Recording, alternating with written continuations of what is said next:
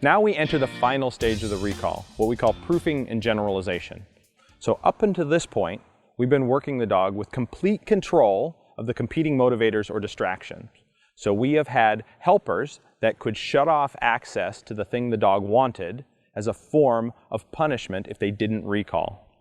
We've also had the dog online so that we could block the dog from accessing something they wanted if they didn't recall.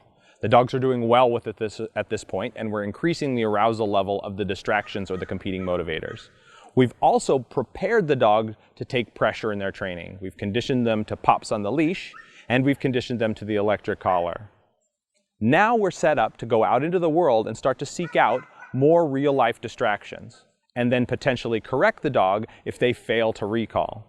In the beginning of this work, we need to be very careful that we know when the distractions are going to happen. So we may not have complete control of the distractions at this point, but we are not walking out and letting them surprise us. You need to be prepared so that you can properly reinforce or punish the dog for failure to recall at this point. So now we set up more real-life circumstances. Couché. Attack.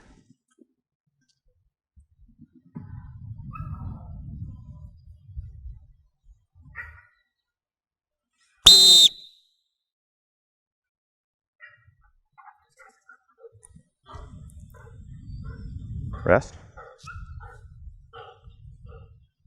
Attack.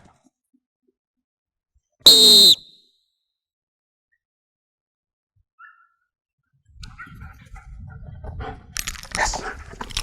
Out. Couché. Attack.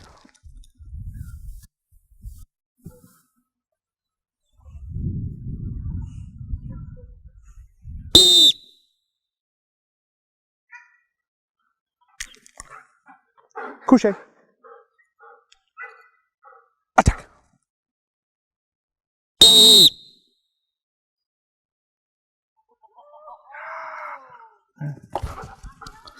Couché. Couche. Out. Avec. Good. Beautiful. So in this case, we may take the dogs off the lines and start calling them away from high arousal activities. If the dogs fail, we'll correct the dog.